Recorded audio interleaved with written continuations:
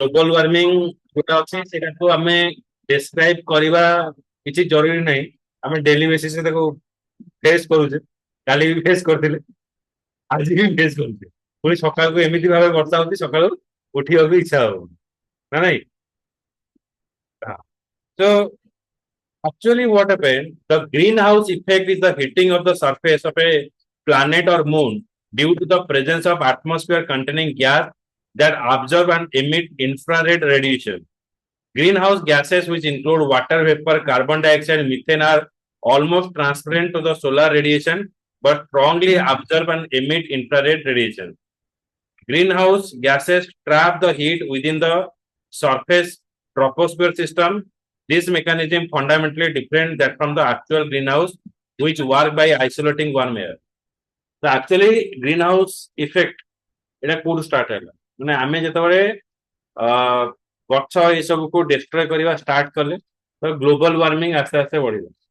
ତ ଯେତେବେଳେ ଆମେ କଣ କରୁଛେ ନ୍ୟାଚୁରାଲ ଏୟାର କୁ ଛାଡିକି ଆମେ କଣ କରୁଛେ ଏଇଭଳି ଏସି ମାନଙ୍କର ହେଲ୍ପ ନଉଛେ, ଯାହାଦ୍ୱାରା କି କିଛି ବର୍ଷ ଗଲା ପରେ ତା ଦେହରେ କିଛି ଗ୍ୟାସ୍ ସ୍ପିଲିଂ ହଉଛି। and that gas nothing but it is a chlorofluorocarbon ଆଉ ଯୋଉଟା କି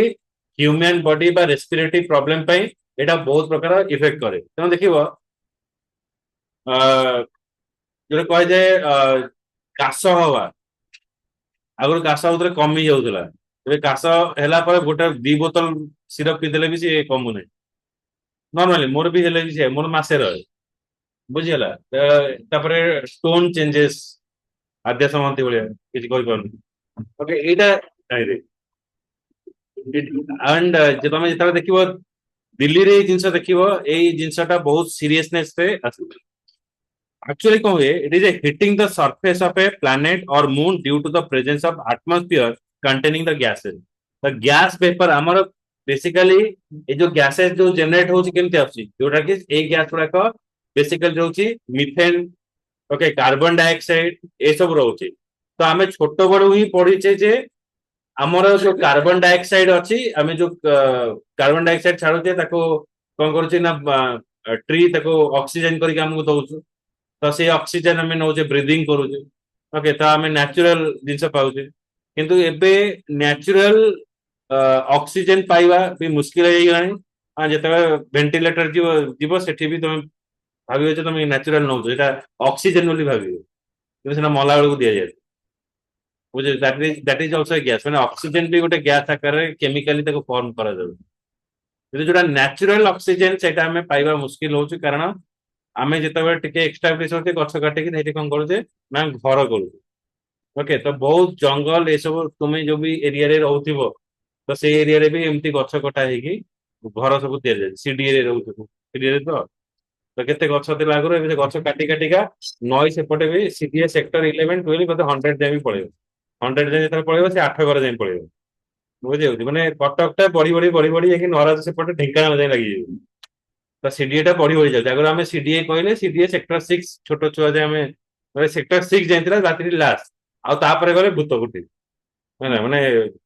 जेटी आउ के दौड़ुले खाली गछ ये सब रोला राति गले डर मारुला ना किए तुमको किडनाप करके नहीं जीवे क्या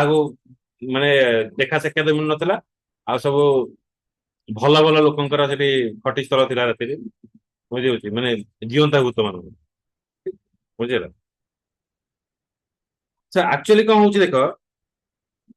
the surface of planet or moon due to the presence of atmosphere containing gases that absorb and emit the infrared radiation जोटा कि गैस टाको से absorb करिवो आउ रेडिएट कौन करिवो इंफ्रारेड रेडिएशन इंफ्रारेड जोटा हमें कहूचे इंफ्रारेड टाको किए रोकुची की ओजोन स्फीयर हमर रोकुची इंफ्रारेड टा कौन करे हमको कैंसर कराए। ओके स्किन कैंसर करिवो कैंसर सब जाक डिजीज ता भीतर हुए कैंसर को ट्रीटमेंट करिया को भी से हाई रेडिएशन सब दिया जाए केमोथेरापी जो कहते हाई रेडिएशन तक दिया जाए माने ताको सस्टेन करबा गोटे लोक पाखे बहुत कष्ट रेडिएशन देख मारे से रेडिएशन भितर बंधुनी तुम देख आज जब जो चढ़ई जो सब देखा जाऊना तो ये सब रेडिएशन जो ही देखा जाऊना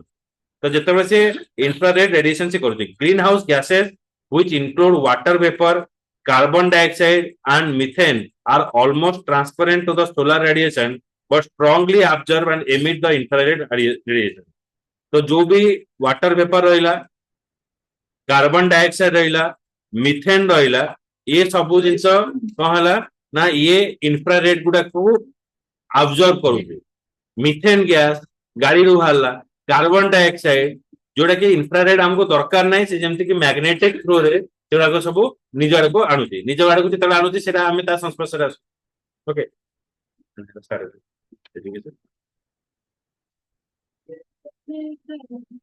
Thus, greenhouse gases trap the heat within the surface of troposphere system.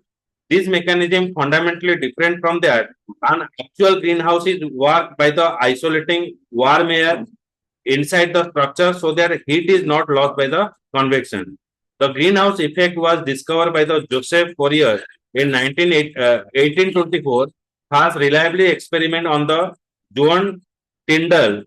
in 1858 and first reported quantitatively by uh, Brent Arrhenius in 1896. The greenhouse effect जो कार्बन डाइऑक्साइड मिथेन गैस ये सब कौन करे ना हमर इंफ्रारेड को आइडेट करिया को दबो नहीं से ऑब्जर्व करिवो, ऑब्जर्व कले ऑटोमेटिकली कौन करिवो ना हीट ता फॉर्मेशन करिवो जोटा कि हमें अक्टोबर मासरे एक्चुअली हमें थोड़ा छोटो थिलु तमे छोटो थिले बेले से माने फीलिंग करिनो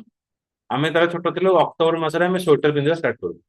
सेप्टेम्बर लास्ट रे शीत स्टार्ट होतला आ अक्टोबर ने दुर्गा पूजा बेले आमे स्वेटर पिंदिकी बाहर बुलतुलु, जैकेट पिंदिकी दुर्गा मेढा देखुतु। एबे बात पिंदिकी देखा देखे बुझिला एबे डिसेंबर बेलको बोधे 15 दिन खंडे टे जोरे शीत होउची बढिया लागुची तापर फट किने मन खरा हियो बुझी होची तेनु सबुठारो जेंति कहबा प्रीवियस ईयर आमे जाइतिलो माने बरफ फरक पड़तो देखिबा दारिंग बेले जाइतिलो काश्मीर ऑफ ओडिशा हां सेठी जेंति हम कटक ठार भारी अधिक गरम लागे बुझे ऑन द डिसेंबर 25 चिंता करो डिसेंबर 25 रे ओके आमे आमे जेतु भाबिलु ठंडा पडुची पूरा समस्त डरै देबे हां 3 डिग्री हिजिवो 2 डिग्री हिजिवो हां तो आमे सब कंबल कंबल पैकेट करी नै जाई कंबल कोन चदर रे भी दरकार पड़ले बुझे माने एते गरम लागिला आमे प्रस्ताव करू जे मैं एसी रूम टाणी न and it the place of Daringbadi जो जगह रे आमे देखो सेकंड कश्मीर बोली कहू and the date is 25 December जो जगह रे शीत रे थरहर हवा और चिंता कर जदि सेई जगह रे एते गरम होउची जोटा कि नेचुरली सब जगह भरपूर हेकी अछि तले आम एरिया रे कोन okay so this is the word से जगह रे काहे की होउची ना इंडस्ट्रियलाइजेशन होउची मिथेन गैस ये सब गैस सब बाहर आमर वाटर वेपर ही रोनी तो वर्षा ठीक समय होनी वर्षा तार मनमानी करुच्ची ओके तापरे जो वर्षा दिने वर्षा होनी किंतु जो लो प्रेशर थ्रू वर्षा हो we are dependent on the low pressure जो हिट अधिक हम तो से समय आम जानते गोटे वर्षा हबार गोटे अच्छी जो वर्षा दरकार जून मसरे आम आसिले जून मसरे तो जून मसरे केते खरा हो 50 डिग्री जून मसरे आम पहुंच। So greenhouse gases in the atmosphere act like a mirror and reflect back to the earth part of the heat radiation, which could otherwise lost to the space. Okay, so greenhouse is nothing but it is a mirror. जो gas गला से gas को से reflect करके back करेबो हमको back करेबो तो जेटा back करेबो से गरम टा कर हम ऊपर ही पड़ो okay. The higher concentration of greenhouse gases like carbon dioxide into environment, mainly burning of fossil fuel like oil, gas, petrol, kerosene, etc., has been increased tremendously over the past 5 decades. माने दीर्घ 50 years हबो एई जिंस जो petroleum okay gas ए जिंस सब आस्ते आस्ते बढ़ुला okay आगरो आमे कुआडे धर बुलिया को जते बेले जाउतला पुरी ए सब जते बुलिया को जाउतले आमे कार हायर करू ओके तो एबे आमे कार हायर करूचे कि एबे घरे घरे कार रही जाउछ धूप काटी देकी पूजा होछ तो पुरी जीवा बारकी आसी ओके किंतु से समय रे कहा पाखरे कार नथिला किंतु जहा पाखरे जते पुरी जीवार अछि कि बुलिवा को अछि गोटे क्रेज होतला गोटे ड्राइवर आस्तला सकाळे ताको फोन होतबो से गाड़ी आनी लगौथिबो हां ताको हमें बुली बुली बुली बुली आनी से गाड़ी रे एम्बेसडर गाड़ी रे हम छाड़ देकी एम्बेसडर गाड़ी दिला ओके एबे तो डिफरेंट कार सब होई गला ओके एंड ଯେତେବେଳେ ଆମେ କୌଣସି ଜାଗାରେ ଟ୍ରାଭେଲ କରୁଥିଲେ ଏବେ ଯେମିତି କିଛି ଲୋକାଲ ପିଲା ଅଛନ୍ତି ସେମାନେ ଆସୁଛନ୍ତି ଯେତେବେଳେ ଚାଲି ଚାଲି ଆସୁଛନ୍ତି ଜାଗା ବୈଷ୍ଣବୀ ଚାଲି ଚାଲିକି ଆସୁ ଡେଲି ଶିବାନୀ କାଧରେ ଆସୁ ସାଇକେଲ ଆସୁ ଗୁଡ ତ ଏବେ ମିନିମମ ରିକ୍ୱାରମେଣ୍ଟ ଯେତେବେଳେ ଆମେ କଲେଜ କୁ ଯାଉଛେ ଓକେ ଆଗରୁ ଥିଲା କା ବାପା ହିରୋ ଜେଟ୍ ସାଇକେଲ ଦରକାର ହିରୋ ଜେଟ୍ ସାଇକେଲ ରେ ପୁରା ତା ଦେହରେ ଫୁଲ ଫୁଲ ଲଗେଇ ଆଉ ଏ ଯୋଉ ମୁଠା ଭିତରେ ଯୋଉ ରିଲ୍ସ ଯୋଉ ଟେପ୍ ଗୁଡାକ ପୁରୁଣା କାଳିଆ ଟେପ୍ ଥିଲା ତା ରିଲ୍ସ ଗୁଡାକ ଏମିତି ଝୁଲୁଥିବ ପୁରା ଇଏ କରିକି ବେଲ ଲଗେଇ ପୁରା ହଁ ରଙ୍ଗୀନ ମଡେଲ ରେ ସବୁ ପୁଅ ମାନେ ଆସୁଥିଲେ ହଁ କଲେଜ କୁ ଆସୁଥିଲେ ତାକୁ ଦେଖୁଥିଲେ ଝିଅ ମାନେ ଦେଖୁଥିଲେ ଓକେ ଏବେ ତମେ ସେଇଭଳିଆ ସାଇକେଲ ନେଇକି ଯିବ ତମକୁ ପାଗଲଟା ହେଇଛି ହଁ ତାର ପୁରା ଛିଣ୍ଡି ଯାଇଛି କି ଓକେ ସୋ ନାଓ ଯେତେବେଳେ ଆମେ ଯାଉଛେ ଜାଗାକୁ ବା ଏବେ ଆମେ ଡିମାଣ୍ଡ କରୁଛେ ହଁ ଏବେ ପିଲାମାନେ କହୁଛନ୍ତି କି ଆମକୁ ବାଇକ୍ ଦରକାର ଓକେ ଏବେ ରିସେଣ୍ଟଲି କହୁଛି ଆମର ଗୋଟେ ଫାଷ୍ଟ ପିଲାଟେ ଅଛି ସେ ହଷ୍ଟେଲ ଏଇ ପାଖରେ ରହୁଛି ବମ୍ବେ ହୋଟେଲ ଛକରେ ସେ କହିଲା ପାପା ଆଇ ୱାଣ୍ଟ ଦିସ୍ ହଁ ୟାମା ଆରଏକ୍ସ ସେ ଯୋଉ ପଛ ସିଟ୍ ଉପରକୁ ହଁ R15 papa I want this papa ପଚାରିଲେ କାହିଁକି ନା ମୁଁ କଲେଜ ଯିବି ପାପା କହିଲେ ତୁ ବେଡିଂ ପତ୍ର କାଟିକି ଇଏ କରିବୁ। ତାର ମତେ ଫୋନ କଲା ମତେ ଏଇଆ କହିଛନ୍ତି ଦ୍ୟାଟ ମିନ୍ସ ହ୍ୱାଟ ଆମେ ଡିପେଣ୍ଡେଣ୍ଟ କରୁଛେ କାହା ଉପରେ ବାଇକ୍ ଉପରେ ଯିଏ ବି ଟିକେ ଦୂରରୁ ଆସୁଛନ୍ତି ସେମାନେ ସ୍କୁଟି ଉପରେ ଡିପେଣ୍ଡେଣ୍ଟ କରୁଛନ୍ତି ତ ଆଗରୁ ଆମେ ଯେତେବେଳେ କଲେଜ ଯାଉଥିଲେ କଲେଜ ବାହାରେ ଯେତେବେଳେ ଆମେ ବସ ରେ ଆସୁଥିଲୁ ହଁ ଠେଲା ଖାଇ ଖାଇକା ଠିଆ ହେଇକି ଆସୁଥିଲୁ ହଁ କଣ୍ଡକ୍ଟର ସହିତ ଯୁଦ୍ଧ କରିକି 50% ଡିସକାଉଣ୍ଟରେ ଆସୁଥିଲୁ କିନ୍ତୁ ଏବେ ସେଇ ଜିନିଷ ସେ ଧକ୍କା ଖାଇବାର ନାହିଁ ବାଇକରେ ଆମେ ଯିବୁ ଆଗରୁ ଘରେ ଯଦି ଗୋଟେ ବାଇକ୍ ଥିଲା ଦ୍ୟାଟ ଇଜ ଗ୍ରେଟ୍ ମାନେ ବାଇକ୍ ଅଛି ଆମର ବାପା ଆମ ବାଇକ୍ ଅଛି ତମର ବାଇକ୍ ଅଛି ଓକେ ବାଇକ୍ ଥିବ ମାନେ ସିଏ ଗୋଟେ ଆମେ ଛୁଆ ମାନେ ବାପାଙ୍କର ଯଦି ବାଇକ୍ ଅଛି ଆପଣ ରାଜଦୂତ ଯଦି ବାଇକ୍ ଅଛି ରାଜଦୂତ କମ୍ପାନୀର ତା ଆଉ କହିବାର ନାହିଁ ଯେମିତି ଏମିତି ପୁରା ସାର୍ଟିଫିକେଟ ଆଉ ଆଉ ସେତେବେଳେ ଗୋଟେ ରାଜଦୂତ ଆଉ ଗୋଟେ ଥିଲା ବୁଲେଟ ଏଇ ଦିଟା ବାଇକ୍ ଯିଏ ଅଛି ତାକୁ ରେପୁଟେଡ ଲୋକ ବୋଲି ଧରାଯାଉଛି ଓକେ ମାନେ ସେ ଗାଡି ଯେତେବେଳେ ଯିବ ପିଲା ପଛରେ ଗୋଡେଇ ଗୋଡେଇକି ଗାଁ ଲୋକ ଯିବେ ମାନେ ଗାଁ ଲୋକ କହି ରାଜଦୂତ ଗାଡି ଯାଇଛି କି ବୁଲେଟ ଗାଡି ଯାଇଛି ଓକେ କିନ୍ତୁ ଏବେ ପ୍ରତ୍ୟେକ ଲୋକର ଦୁଇ ତିନିଟା ଗାଡି ରହୁଛି ଦୁଇ ତିନିଟା ବାଇକ୍ ରହୁଛି ଯେମିତି ସାଇକେଲ ଭଳିଆ ହଁ ପରିବା ଛତ୍ର ବଜାର ପାଇଁ ଗୋଟେ ବାଇକ୍ ପରିବା କଟକ ଲୋକଙ୍କ ପାଇଁ ଅଛି କି ନାଇଁ ସ୍କୁଟି ରହିଲା ଛତ୍ର ବଜାର ପାଇଁ ଏଇଟା ରହିଲା ଅଫିସ ଯିବା ପାଇଁ ଏଇଟା ରହିଲା ଯେତେବେଳେ କି ସାଙ୍ଗସାଥି ଡାକିବେ ସେଇ ବାଇକ୍ ପାଇଁ ଆଉ ଗୋଟେ କାର୍ ଥିବ ବାହାରକୁ ଯଦି କଟକ ବାହାରକୁ ମତେ ଯିବାର ଥିବ ତ ସେଠି ଯିବା ପାଇଁ ତ ଗୋଟେ ପରିବାରରେ ଗୋଟେ ଲୋକର ଚାରିଟା ବାଇକ୍ ଅଛି ତା ଛୁଆଟି ହବ ସିଏ ଯେତେବେଳେ ଟିକେ ଭଲ ଚାକିରି କରିବ ସିଏ ବି ଆଉ ଦିଟା ବାଇକ୍ କିଣିବ ହେଇଗଲା ଲମ୍ବା ଲାଇନ ବୁଝିହଉଛି ଆମ ଫ୍ୟାମିଲି କଥା କହୁଛି ଆମେ 3 ଜଣ ଲୋକ ସାତଟା ବାଇକ୍ ସାତଟା ବାଇକ୍ କଣ ପାଇଁ ଅମୀୟ ସାଙ୍ଗରେ ଦିଟା ବାଇକ୍ ଅଛି ନା ଏଇଟା ହଉଛି ମୋ କଲେଜର ସ୍ମୃତି ମେମୋରି ସେ କାହାକୁ ଦେବେ ହେଲା ତେବେ ସେ ସେମିତି ଅଛି ଗାଡି ଚଲାଉନି ଅଛି କଲେଜ ମେମୋରି ମାନେ ଗାଡି ଚଲାଉନି ବାପାଙ୍କର ଗୋଟେ ବାଇକ୍ ଅଛି ନା ଏଇଟା ମୁଁ ଆದ್ರೆ ମୋର ଜବ୍ ସବୁ ସରିଛି ତେଣୁ ଏ ବାଇକ୍ କାହାକୁ ଦେବିନି ଆଉ ସେ ବାଇକ୍ ଏବେ ବି ନୁହଁ ଓକେ ତ ଦିଜ୍ ଆର୍ ଦ ଥିଙ୍ଗସ ଏଇ ଯୋଉ ଜିନିଷ ରହୁଛି ଆ ଦେହରେ କଣ ହଉଛି ନା ଆମେ ଗୋଟେ ବାଇକ୍ ରେ ବି ସମସ୍ତେ ଯାଉଥିଲୁ ଆଗରୁ ହେଲା ମାନେ ସମସ୍ତେ ବି ମୁଭି ଦେଖିବାର ଅଛି ଗୋଟେ ବାଇକ୍ ରେ 4 ଜଣ ପଳଉ ଏବେ ତ 4 ଜଣ ଯାଇ ହବନି 2 ଜଣ ଯାଇ ହବ 4 ଜଣ ଗୋଟେ ବାଇକ୍ ରେ ପଳଉଥିଲୁ କିନ୍ତୁ ଏବେ ସେଇ ଜିନିଷ ହେଇପାରୁନି ଏବେ କଣ ହଉଛି ନା ଇଣ୍ଡିଭିଜୁଆଲି ଆମେ ଗୋଟେ ଗୋଟେ ବାଇକ୍ କିଣିକି ଆସୁଛୁ ଆଉ ବାଇକ୍ ଡିଜାଇନ ବି ଏମିତି ଆସୁଛି ଦ୍ୱିତୀୟ ଲୋକ ସେଠି ବସିପାରିବନି ଏମିତି ବାଇକ୍ ଆସୁଛି ଗୋଟେ ଲୋକ ବସିବ ଆଉ ପଛ ଲୋକ କେହି ବସିବ ଯେତେବେଳେ ଏବେ ଏବେ ପ୍ୟାରେଣ୍ଟ ମାନେ ବାଇକ୍ କିଣିବ ଠିକ ଅଛି ଗୋଟେ ସିଟ୍ ବାଲା ପଛ ତ ଥବ ଯେ ବସେଇବ ପଛ ପୁଅ ମୋର ବି ମନ ଦୁଃଖ ଦେଲ ତ ଦେଲ ପଛଟା ଦେଖେଇ ନେବେ ନା ନାଇଁ ତୁ ଗାଡି କହିଲୁ ଗାଡି ଦେଲେ ମୁଁ ଯେତେଟା ସିଟ୍ ଦେବି ତ ଏବେ ଗୋଟେ ସିଟ୍ ପାଇଁ ଆଲୋକେଟ ହେଇଛି global warming greenhouse affect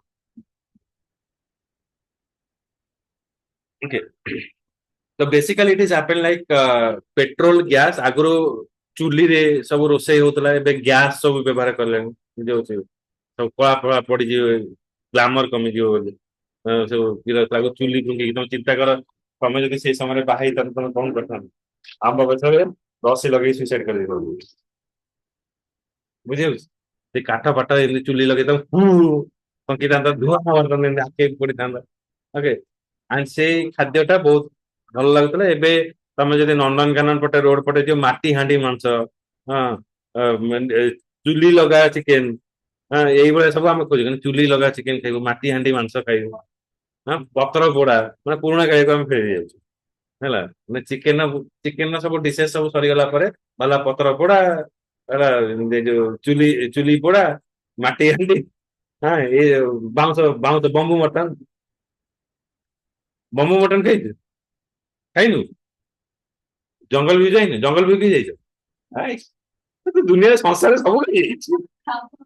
ମାନେ କୌଣସି କୋଣ ଅନୁକୋଣ ଛାଡିନେଇ, ମାନେ ଆଜି ଏମିତି କୌଣସି କୋଣ ଅନୁକୋଣ ଛାଡିନେଇ ଖାଇନି। ଯାଇଛ?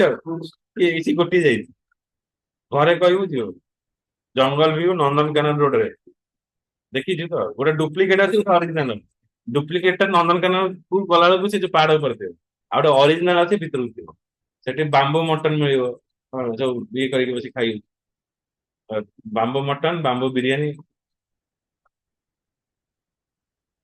ତୁ ସେଠି ଖାଇକି ଦେଖ, ତାପରେ କହିବୁ ମୁଁ ସବୁଦିନ ଖାଇବି। ନହେଲେ ଇଏ କର, ମୁଁ ଗାଡିରେ ନେଇକି ଯିବି, ମତେ ଯଦି ଫ୍ରିରେ ଖାଇବାକୁ ଦବ ତ ମୁଁ ଗାଡିରେ ନେଇକି ଯିବି। କାଲି ରବିବାର ଅଛି, କହିଦେଲି ଆଗତରେ, କ୍ଲାସ ସରିଲା ପରେ ଏଇଠୁ ପଳେଇବା ହେଲା। ମଟନ ଚପ ଏଇଠି ତ, କିଏ? ବେଶ ପିଲାଙ୍କୁ ଆମେ ପସନ୍ଦ କରୁ, openly well rejected. Bamboo bamboo ବୋଲି, ବାମ୍ବୋ ଧୂଆ ହେଇଯିବ ବୋଲି। ଓକେ, ତମେ ଦେଖ ଗୋଟେ ଗୋଟେ ଜାଗାରେ ଯେତେବେଳେ, ଏବେ ଯେତେବେଳେ ଆମେ ଯାଉଛେ କୌଣସି ଜାଗାରେ ଯୋଉ ଟିଫିନ ସେଣ୍ଟର ଯାଉଛେ, ତ ଦେ ଆର ୟୁଜିଂ ଗ୍ୟାସ। ଆଗରୁ କଣ ଥିବ ନା କୋଇଲା ସବୁ ଗୁଳା କରିଥିବେ, ଆଉ ସେ ଆଞ୍ଚ ଲଗେଇକି ଏମିତି ଧୂଆଁ କରିଥିବେ, ତମେ ସେଇ ବାଟେ ଯିବ ତମେ ଅମୁଆ ହେଇଯିବ। ତମେ କହିବ ମତେ ଏସିବି ଏବେ ଦରକାର। ଏବେ ବି ପୁରୁଣା ଖାଇବା ଦୋକାନ ସବୁ ଅଛି, ଆଞ୍ଚ ଲଗେଇକି ଧୂଆଁ ଦେଇଥିବେ, ଗୋଟେ ଛୋଟ ଟେବୁଲ ଫ୍ୟାନ ଲଗେଇଥିବେ, ସେ ଧୂଆଁ ବାହାରୁଥିବ, ଯେତେବେଳେ ପ୍ରଥମ ଆଞ୍ଚ ଲାଗିବ ସେ ଏରିଆରେ ସେଇ ଜାଗାରେ କେହି ଲୋକ ଯାଇପାରିବେ।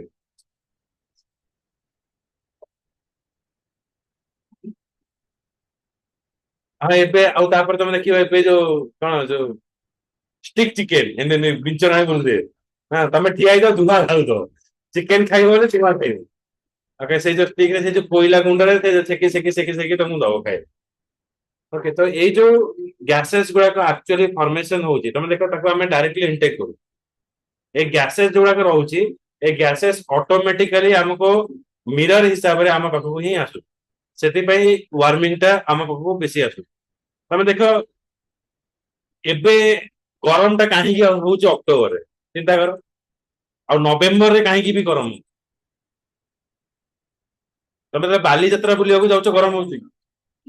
ହଁ, କିନ୍ତୁ ଥଣ୍ଡା ଦିନ ଯେତେବେଳେ ସେ ଏରିଆରୁ ବାହାରକୁ ପଳେଇ ଆସୁଛ ତମକୁ ଥଣ୍ଡା ଲାଗୁଛି, ପୁରା ଥଣ୍ଡା ଥଣ୍ଡା ଲାଗୁନି, ସେଇ ଯୋଉ ଏଇଆ ସେ ଥଣ୍ଡା ଶୀତ କରୁଛି ସେ ସମୟରେ, କିନ୍ତୁ ତା ଭିତରେ ପଶିବ ଆଉ ଭୂକମ୍ପ କାହିଁକି? Because of what? ମାନେ ସେ ଜାଗାର ଭେଣ୍ଟିଲେସନ ସେ ଜାଗାରେ ହେଇପାରୁନି, ମାନେ ଆମର ଯେତିକି କାର୍ବନ ଡାଇଅକ୍ସାଇଡ ସେ ଜାଗାରୁ ବାହାରୁଛି, ସେ କାର୍ବନ ଡାଇଅକ୍ସାଇଡ କଣ ହଉଛି ନା ଏୟାର ରେ ସେତିକି ରିଫ୍ଲେକ୍ଟ ହେଇପାରୁନି। ଯେତେ ଗାଡି ପଶୁଛି, ଯେତେ ଲୋକ ସବୁ ଆସୁଛନ୍ତି, ସେ କଣ ହଉଛି ନା ଗ୍ରୀନ ହାଉସ ଇଫେକ୍ଟ ଥ୍ରୋରେ ସେଟା ରିଫ୍ଲେକ୍ଟ ହେଇକି ସେଇ ଜାଗାରେ ରହୁଛି। ସେଇ ଯଦି ଗ୍ୟାସ ଯଦି ପାସ ଆଉଟ ହେଇଥାନ୍ତା, ତାହେଲେ କଣ ହେଇଥାନ୍ତା ନା ଅଲ୍ଟିମେଟଲି ଆମକୁ ଥଣ୍ଡା ଲାଗିଥାନ୍ତା। ସେ ଆଗରୁ ବାଲିଯାତ୍ରାରେ ଆମେ ସ୍ୱେଟର ପିନ୍ଧିକି ବୁଲୁଥିଲୁ, ଏବେ ସ୍ୱେଟର ପିନ୍ଧିକି ବୁଲି ହବନି। ଆର କାରଣ ହଉଛି ଯେତେ ଲୋକ ସବୁ ଆସୁଛନ୍ତି, ତାକୁ ଆବଜର୍ଭ କରିବା ପାଇଁ ଯୋଉ ଗଛ ସବୁ ଦରକାର, ସେ ଗଛ ହିଁ ନାହିଁ, ସବୁ ଜାଗାରେ ଘର ଅଛି। ବୁଝିହେଲା ତ? Gases concentration led to the substantial warming of the earth, the sea called global warming. Thus, the increase in the man-made emission of greenhouse gases in the cause for global warming. The largest contribution source of greenhouse gas is burning of fossil fuel, leading the emission of carbon dioxide.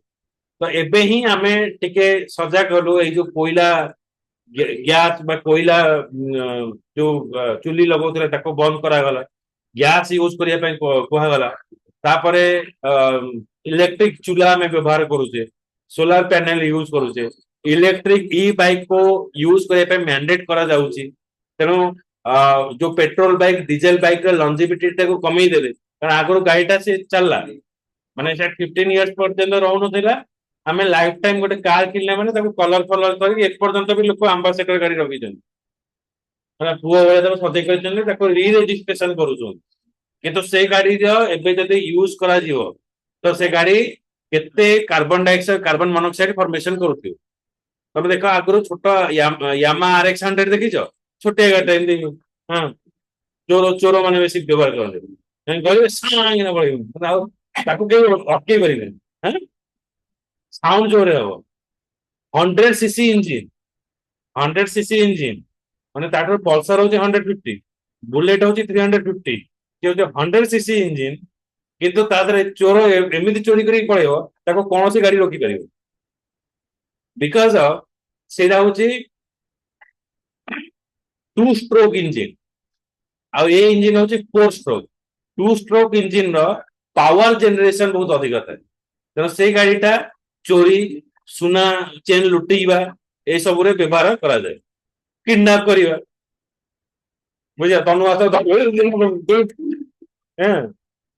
आधे से हा बेला तनु से जगह न दो omni man न दी जन RX 100 दी जन बसले तो गायब हो। अच्छा पुराना गायतला ए एंती गोड़ गोड़ एंती होची ये मस्त थियो। ए तो पुराना गाय किडनैपिंग फिल्म स्टाइल रे थिला। हां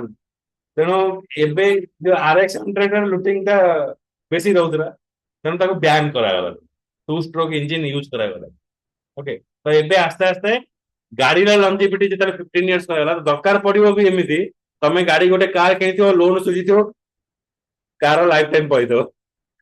हां तमे राखो कोन कहबो राखो एमिति कले कोन एमिति काहे की गवर्नमेंट कहउची जो मिडिल क्लास रा फैमिली से माने आउ कार किनिबे नाही। 15 वर्ष पर तमे देई देखा पैसा चलीथिबो, तमे धर 7 वर्ष 8 वर्ष कि 10 वर्ष करथिबो 5 वर्ष होइतो गाड़ी काम सस, तेन आउ आउ गोटे कार किनला बेलको सेतेबेले निहाती 15 लाख भलिया थिबो, तमे काहे ताको आनी। तो सेति पय एइटाको कंट्रोल करिया पय ई बाइक आडको बा ई वेहिकल ऊपर को जिबा पय ए सब फॉर्मेशन सब करा जाय बुझिला। एबे इलेक्ट्रिक बाइक ओला ये पूरा चार्ज नथि, लोक गीत बजे की गाड़ी रे जाउछन बुझि जाउछि आ से जे पाई रे भी पड़ी जाउछन। केते प्रकार बैटरी सब सिस्टम आला, जतरा मोबाइल चार्ज कला चार्ज कर दे बोलो बुझि जाउछि। संबल को माने गाड़ी चला को बापा को पेट्रोल खर्च मांगे पड़ुला, एबे संबल को आउ पेट्रोल खर्च मांगे पड़ु चार्ज कर दे बस बोलो बुझि बाली यात्रा आराम से बुली परियो। आंबल ଥିଲେ ଭାଇ କହନି କଟକରେ ଭାଇ ହେଇଛନ୍ତି ପାରାଦୀପ ଯାଏଁ ଯିବାକୁ ପଡିବ ସବୁ ମୁଁ କହିଦେବି। ओके सो बैटरी यूजिंग एबे बहुत प्रकार बढ़ी आउ बैटरी टाको गोटे बैकअप पावर पाई निया जाउची आउ बैटरी रो भी लंजिविटी रहउची, तो सेति पय हमर सोलर पैनल भी यूज करा जाउची। तो अल्टीमेटली हमें जेहेतु जो जो टेक्नोलॉजी डेवलपमेंट होती तो आस्ते आस्ते सोलर पैनल द्वारा आर माने बैकअप सिस्टम हम कर जो बड़ बड़ घर मान सब सोलर पैनल सब लगुच जहाँ कि इलेक्ट्रिक पड़ोसी सोलर पैनल इलेक्ट्रिक सब आस बुझे गोटे गोटे गाँ मानक भी सोलर पैनल रोचे किसी किसी स्ट्रीट लाइट जो रोचे तादरे भी सोलर पैनल लगुच सोलर पैनल चार्ज होची राति सारा से लाइट ये करुचे दैट इज एनफ। आ जो थंडर माने बिजुली फिजुली जितना मारुची ताको भी कंजर्व करा जाउची ए सब दूरे पे। Green house effect helps in increasing frequency and intensity of storm, hurricane, floods, drought and causes melting of glacier and polar ice. The greenhouse पर global warming जो कौन होची हमें देखिथिबो लैंडस्लाइड होची अचानक हमर बात्या पळे आसुची खरा दिने बात्या केबे देखि नथिले ना कोन फाइलिन ना कोन थिला फाइलिन तो थिला तो ना फनी फनी थिला हां पूरा डिस्ट्रॉय कर देला माने एक्चुअली बात्या समयटा होची अक्टोबर रे सेप्टेम्बर अक्टोबर लास्ट आड़ को बात्याटा हुए किंतु बात्याटा हैला को मास रे ନା ଯୋଉ ମାସେ ଖରା ଅଛି ମେ ମାସରେ ବାତ୍ୟା ହେଲା ମାନେ ଲାଇଫ ଇଜ ଜଷ୍ଟ ଲାଇକ ଏ ଡିସଗଷ୍ଟିଂ ମାନେ ଗୁଳୁଗୁଳି ଗରମ କରିବ ତ କଣ କରିବ ନା ପାଣି ଅଛି ନା ଗରମରେ ଭିତରେ ତମ ଘର ଭିତରେ ପଶିପାରିବ ଓକେ ମାନେ ଲୋକଙ୍କୁ 30-40 ବର୍ଷ ତଳକୁ ପୁଣି ନେଇଗଲେ ମାନେ we are reviving the 7 days but 7 days ରେ ଯିଏ ଯେତେ ତକଲିଫ ଅଛି ଗୋଟେ ହଉଛି ମୋବାଇଲ ଚାର୍ଜିଂ ହଁ ଏଇଟା ହଉଛି ପ୍ରଥମ ଅଙ୍ଗ ମୋବାଇଲ ଚାର୍ଜ କରିବା ପାଇଁ ଯାଇକି ଯୋଉ ରେଲୱେ ଷ୍ଟେସନ ପାଖରେ ଯାଇକି ବସିଥିବ ହଁ ରେଲୱେ ଷ୍ଟେସନ ଯାଇକି ଚାର୍ଜିଂ କରିବ ହଁ କେତେ ଭିକ ମଗା ହଉଥିଲା ତାପରେ ଟଲି ବାଲା ବୁଲିଲେ ମୋବାଇଲ ଚାର୍ଜିଂ ଟଲି ବାଲା ଆସିକି ବୁଲିଲେ ଇନଭର୍ଟର ଚାର୍ଜିଂ ପାଇଁ ବି ଲୋକ ଆସିଲେ ଓକେ ତ ଜେନେରେଟର ଭଡାରେ ଦିଆଗଲା ତ ଏସବୁ ଜିନିଷ ଗୁଡାକ ହେଇଥିଲା କୋଉ ଜାଗାରେ ନା ଆମେ ଯେତେବେଳେ ଅ, ଏଇ ଫନି ବାତ୍ୟା ସବୁ ଆସେ ହରିକେନ ଏ ସବୁ ଜିନିଷ ହଉଛି ଆମର ଗ୍ରୀନ ହାଉସ ଇଫେକ୍ଟ ଯୋଗୁ ହଉଛି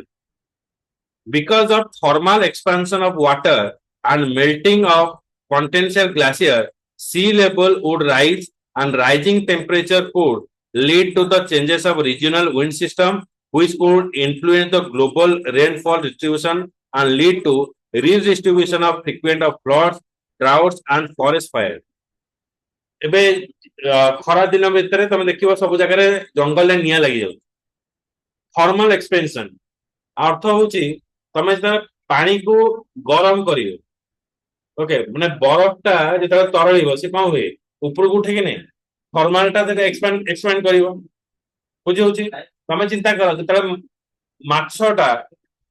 ଯେତେବେଳେ ଉପରେ ବରଫ ରହୁଛି ମାଛ ତଳେ ଆରାମସେ ରହୁଛି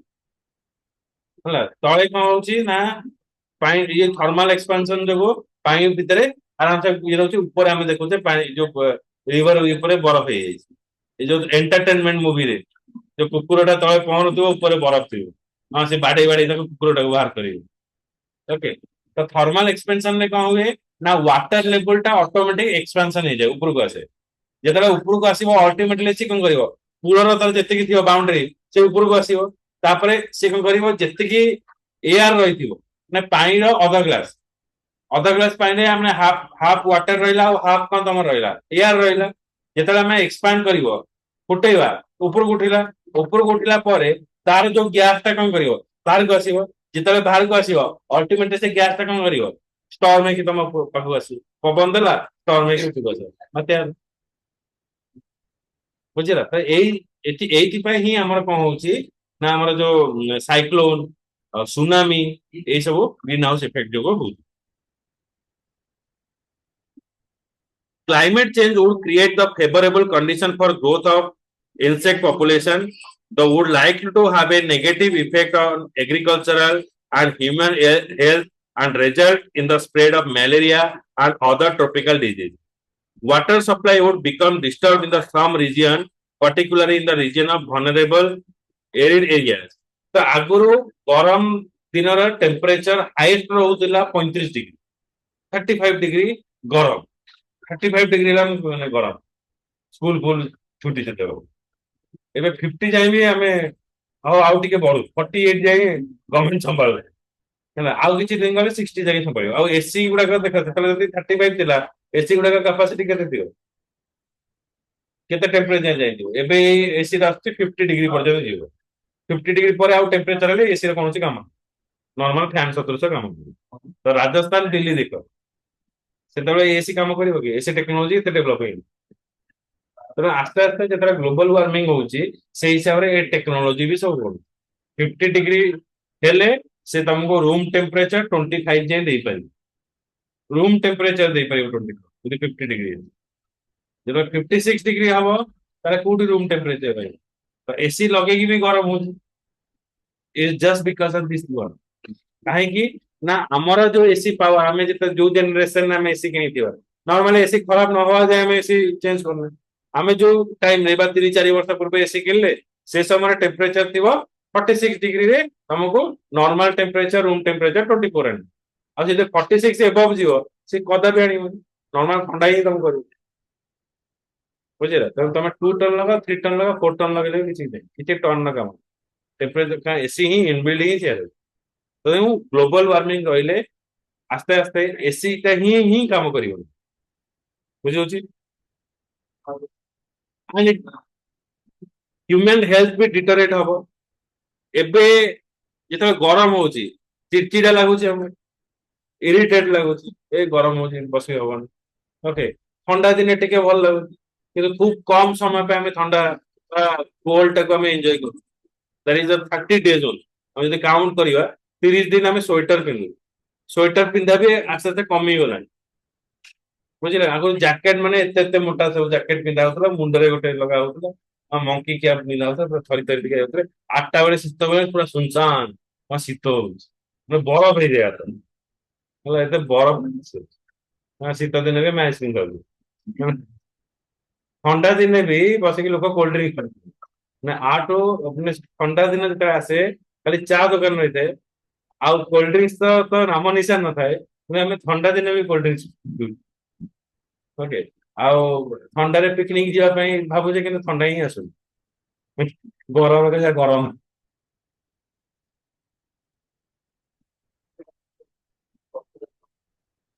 Okay, ozone layer, ozone layer depletion. Ozone is the Lewis gas that is formed by the three atoms of oxygen. But human breathe